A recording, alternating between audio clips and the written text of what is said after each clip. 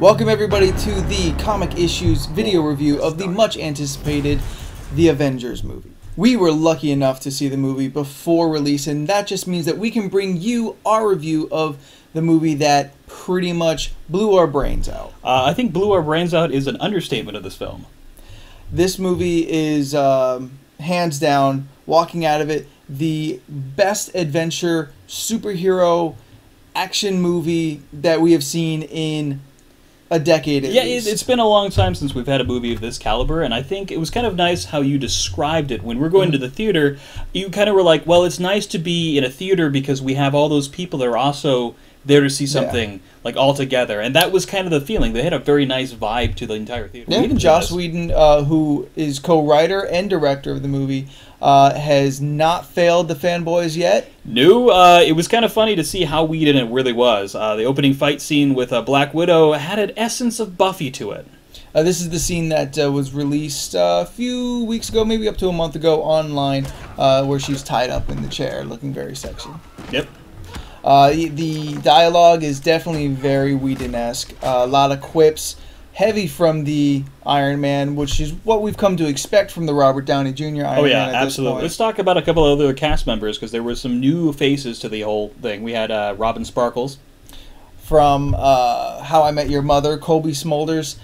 She is in as Maria Hill. Really good. Yeah, executive, second in command to Samuel Jackson's Nick Fury.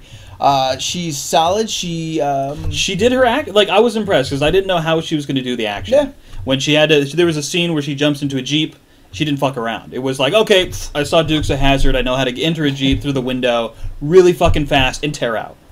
Yeah, she does get a little bit of action scenes. She holds it well. She commands the presence of the helicarrier crew.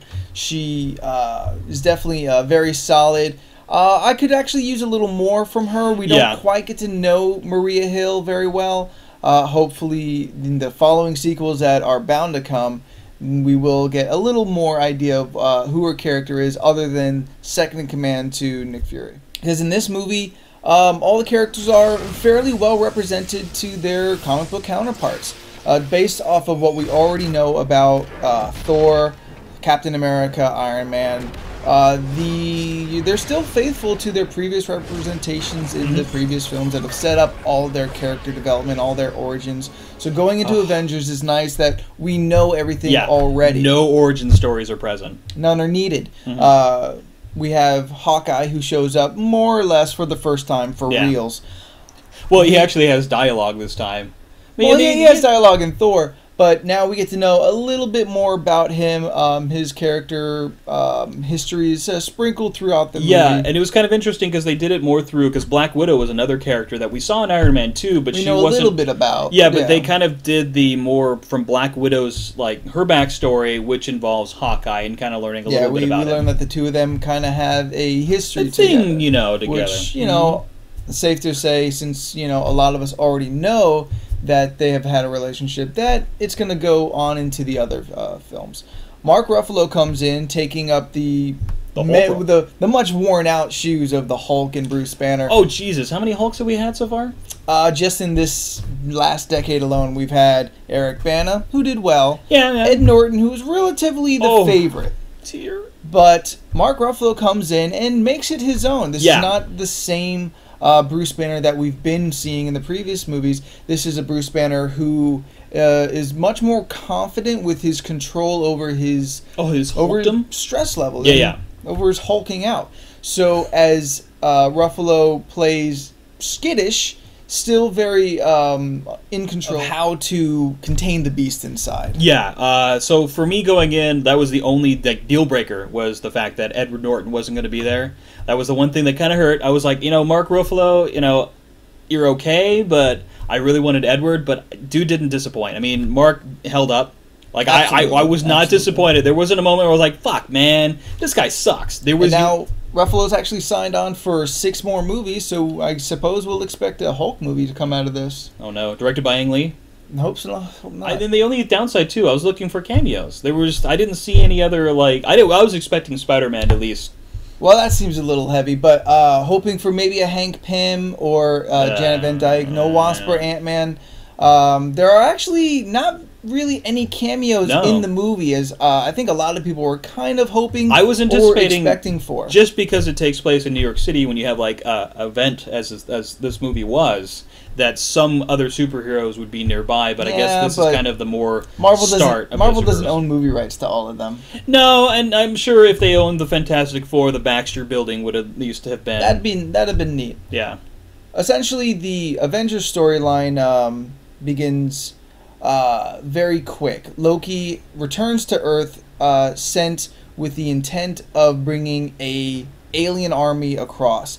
This is all nothing new. The trailer shows you Loki on Earth, Loki captive by S.H.I.E.L.D., and Wow. the alien invasion to come.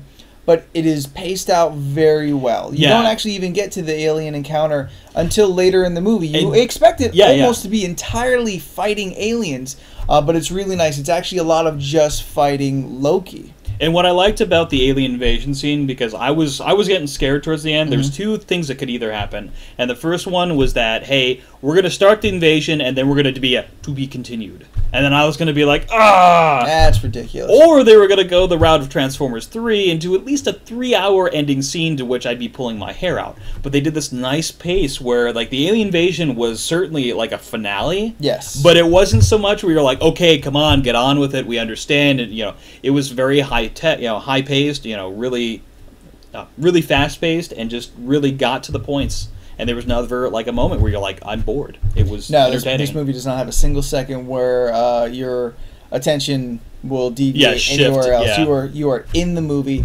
100%. Highlights to look out for in the movie, I think one is definitely every scene with Tom Hiddleston as Loki. Oh, yeah. Captured on the helicarrier. All the dialogue between him. He was and good. He even every character he even interacted with. spit. Like, there was a scene where he actually spit, and it was great. Like, there wasn't a moment where, like, ugh, gross, he spit. It was like, damn, he's a badass, Tom Hiddleston, again, as Loki, he was amazing in Thor. And Two horns way up. And he only builds on the character even further here. He does not lose any sight of what the character is about. He just seemed a little bit more deranged in this one than the previous one, but as Loki would be in this kind of state that he's in. I don't know.